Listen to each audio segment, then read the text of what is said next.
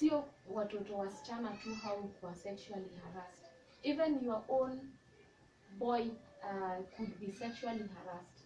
But now what do? You have to find a way to tell your children to speak out. And I guess for the rest of the night, sikulala. Mtu alikuwa anatembea tu kwa corridor, nashtuka. Just thinking like, mtu atakuja and do the same thing that guy did. Yeah. That thing took me 3 months. 3 good months. Welcome to our YouTube channel. My name is Achieng Opio. This is where we talk about parenting. When you join our YouTube channel, you learn a thing or two, as we learn from you as well, so we both learn from each other. Thank you very much for being here. If you're new here, subscribe.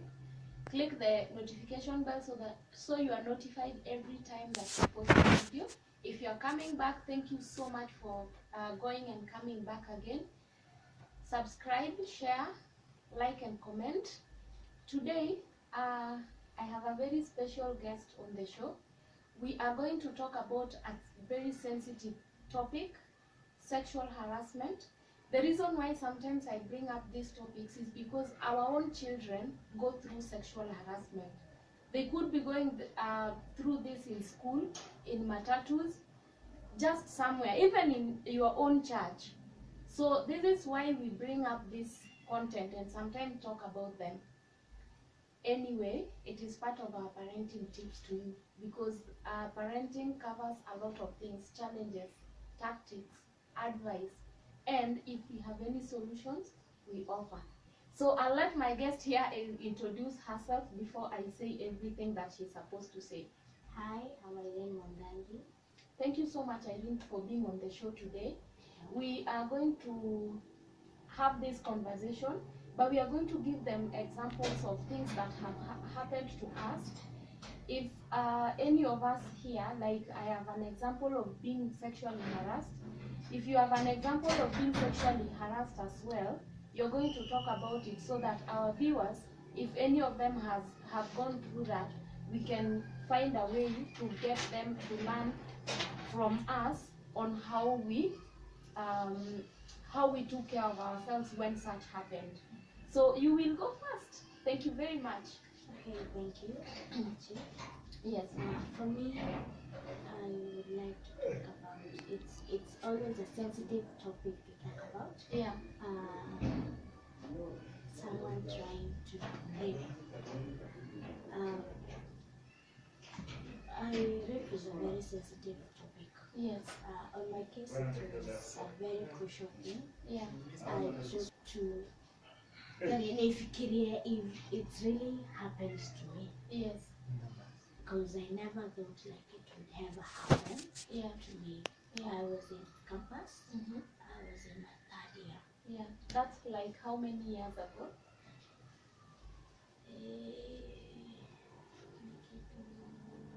11 years ago. Okay.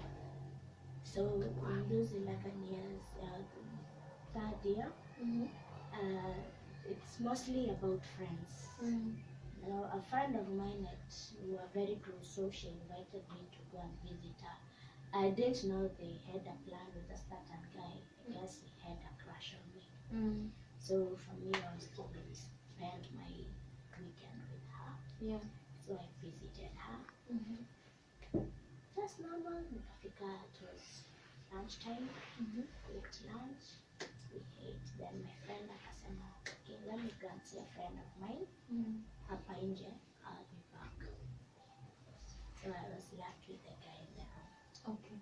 So for me, I love watching movies. So we're watching movies, and then just enjoying the movie. And the guy tried to force himself on me, and I told him, I struggled. I really struggled To keep him off. to keep him off. Okay. I cried.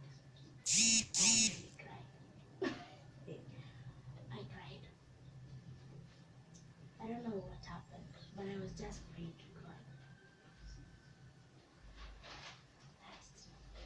sifanyike.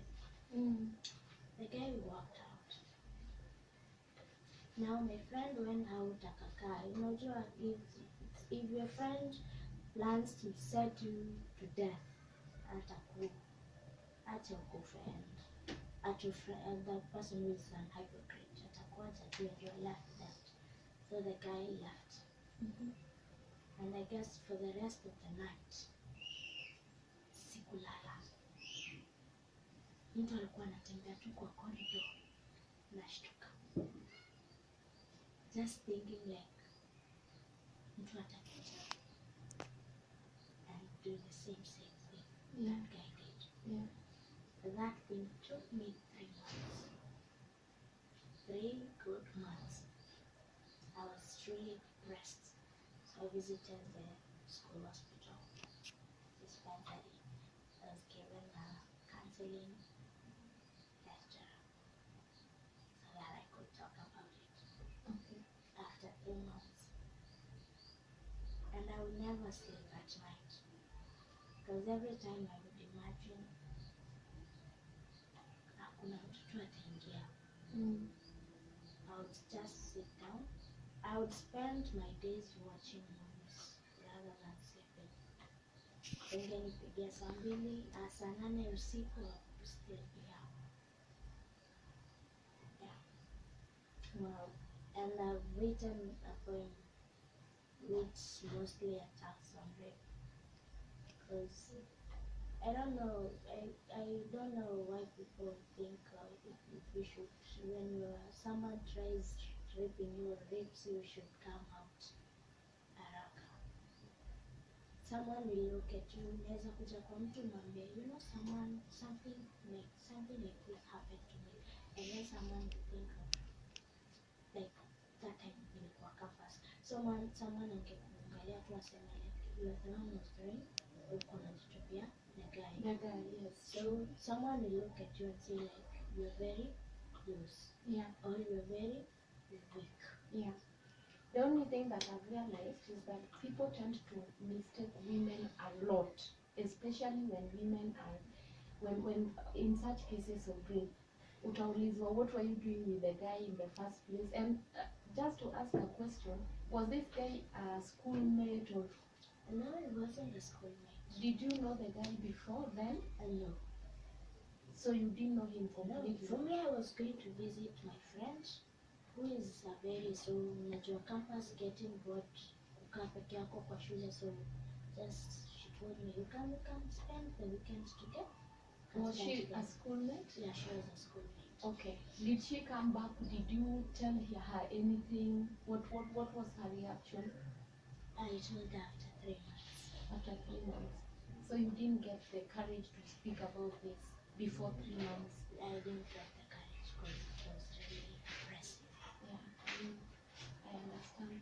I think this sexual harassment is one of the things that women easily go through, and then it becomes so hard to even talk about it, because the first thing that you're seeing is the blame that is going to follow. No one supports you when you're being sexually harassed. People tend to think that a woman who has been raped, who was sexually harassed, hakuwa amevaa appropriately. You see, the first question that comes into the mind of an idiot is that, I'm sorry to use that word, but most of the people who get to ask you those silly questions, they are not thinking, you know. For example, now mtoto wako amekuja kwako akakwambia, mom, someone was touching me inappropriately. The first thing that you want to think about is ulikuwa umevaa nini, ulikuwa umevaa aje, were you exposing yourself, you know. So, and those are the things that we as women, parents, and everyone else who want to help someone should think about before they go blaming them. Nakumbuka just like 2 months ago, I was going to the office. So me and my cadres, you know, I just went with my bag and then I sat. Nilikuwa nimeenda nikakaa kwa kona kabisa karibu na dirisha. Then a guy from the opposite seat akamove akakuja akakaa karibu na mimi. Me, I swear I didn't know why the guy moved, but I didn't care because this is public transport, right? So you cannot dictate who sits where, like. So I just let him sit, and then matatu ikaja and the bus left. Hata ni zile buses kubwa, you can imagine how many people walikuwa hapo ndani. Normally when I sit in a matatu, it's either ni concentrate na kitabu yangu ile nasoma nikienda, or I'm on my phone or something.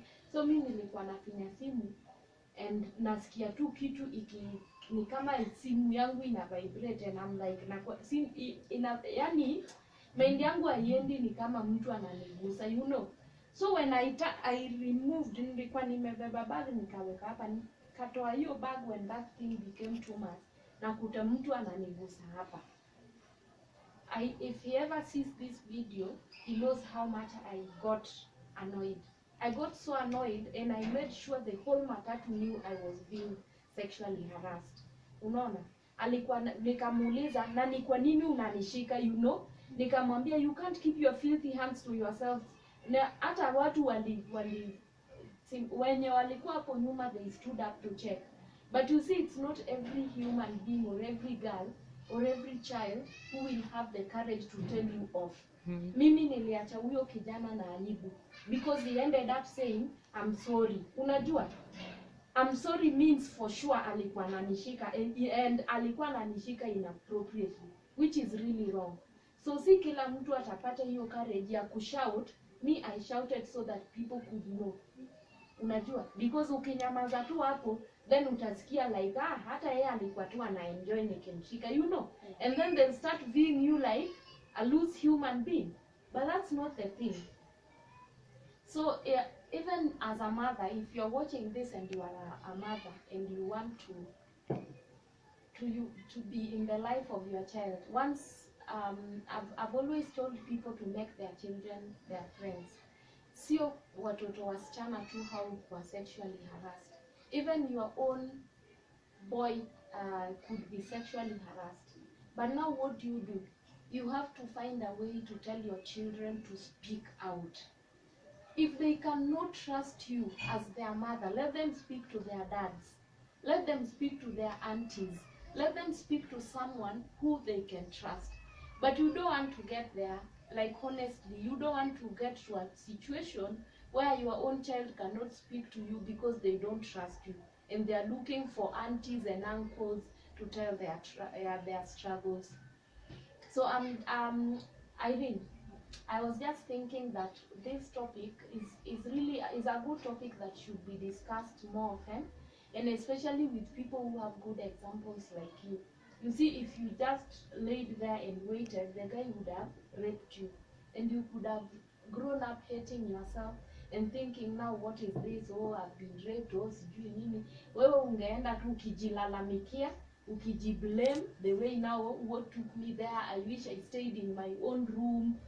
It's not wrong to visit a friend, but now this friend of yours, what happened to her?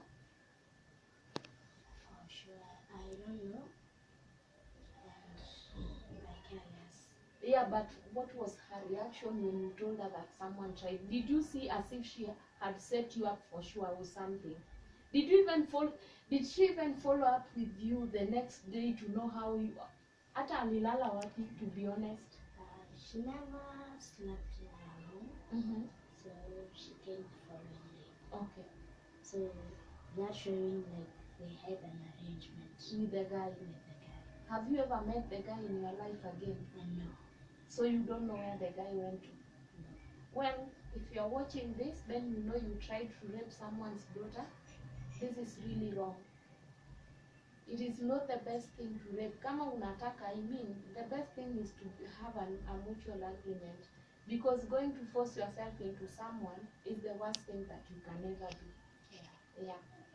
So guys, thank you very much for watching this. If you have any comments, we will welcome all of it. Thank you and stay tuned until next time.